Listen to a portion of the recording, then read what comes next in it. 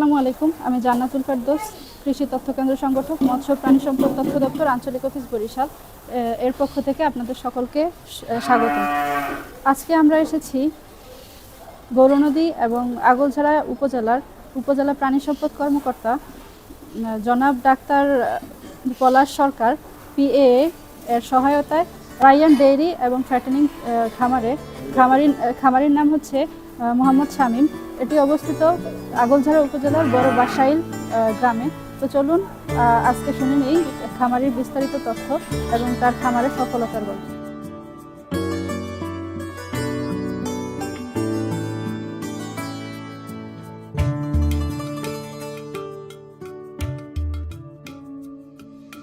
আসসালামু আলাইকুম। ওয়ালাইকুম আসসালাম ওয়া রাহমাতুল্লাহি ওয়া বারাকাতুহু। আমি জান্নাতুল ফেরদৌস, মৎস্য প্রাণী সম্পদ তথ্য দপ্তর আঞ্চলিক অফিস বরিশাল থেকে এসেছি। ধন্যবাদ। আজকে এসেছি যে আপনার খামারের বিভিন্ন তথ্য নেওয়ার জন্য। আলহামদুলিল্লাহ, মাশাআল্লাহ। কি কি আছে বা কি কি গরু বাহ, আছে? দলু বাহ, এরকম করিস না, মেহমান আইছে। তো আপনাদের এখানে মানে জায়গা কতটুকু এখানে? আমার এই ফার্মটা হলো 1 একরের উপরে, আর ঘাস আছে হলো যে তোমার 8 একর। কি কি ঘাস? নেপিয়ার, পাঁচচং আর জার্মান।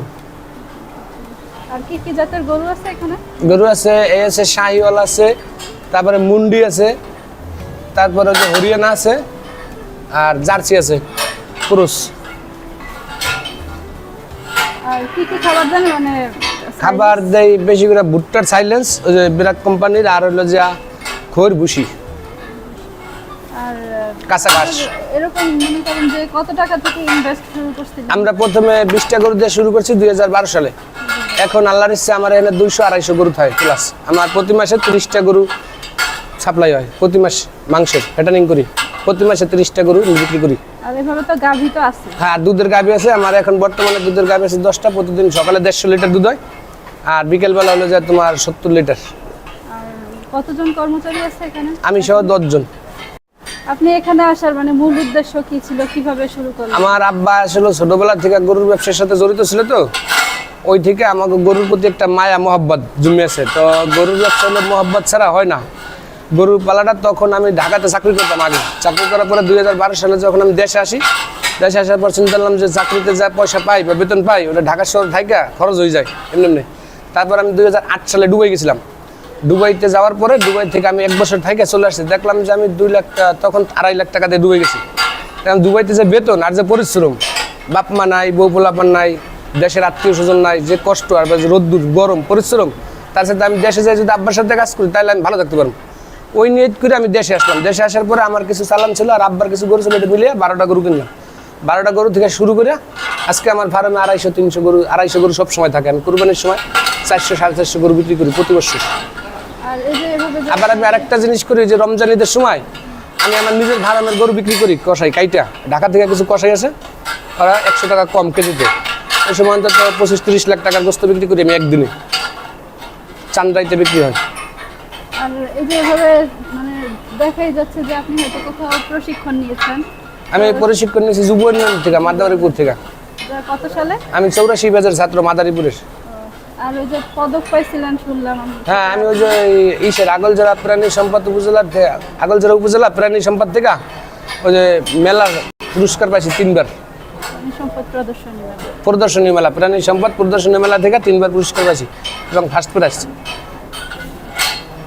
প্রাণী সম্পদ অফিস থেকে খোঁজ খবর নেয়, ইনশাআল্লাহ ভালো। আর নতুন খামারিদের জন্য আপনার কি পরামর্শ? নতুন খামারিদের বলবো, যদি কোনো পরামর্শ লাগে ওনারা আসবে, ইনশাল্লাহ আমি পরামর্শ দেব। খামারে কোনো লস নাই। আর টাকা খরচ করে প্রবাসী ভাই করে বললাম যে টাকা খরচ করে কেউ বিদেশ না যাইয়া 5 লাখ 7 লাখ টাকা খরচ করে বিদেশ না যায় গরুর খামার দেন, ইনশাল্লাহ স্বাবলম্বী হবেন। যদি কোনো সহযোগিতা লাগে, ট্রেনিং লাগে, আমি ইনশাল্লাহ আমার নিজের ফার্মে আসার পরে 2-4 দিন ট্রেনিং আমি দিতে পারবো। বাৎসরিক ইনকাম কেমন হয় আপনাদের? আমার প্রতি মাসে 30টা গরু বিক্রি করি, সর্বনিম্ন 3 থেকে 3.5 লাখ টাকা আমার লাভ থাকে প্রতি মাসে। প্রাণী সম্পদ তথ্য দপ্তর আঞ্চলিক অফিস বরিশালের পক্ষ থেকে আপনাকে কিছু লিফলেট সামগ্রী, এগুলো আপনি করেন, আপনি আরো জানবেন। ধন্যবাদ আপনাদেরকে। রাইয়ান ডেইরি অ্যান্ড ফ্যাটেনিং খামার সম্পর্কে আসুন জেনে আসি উপজেলা প্রাণী সম্পদ কর্মকর্তা স্যারের কাছ থেকে।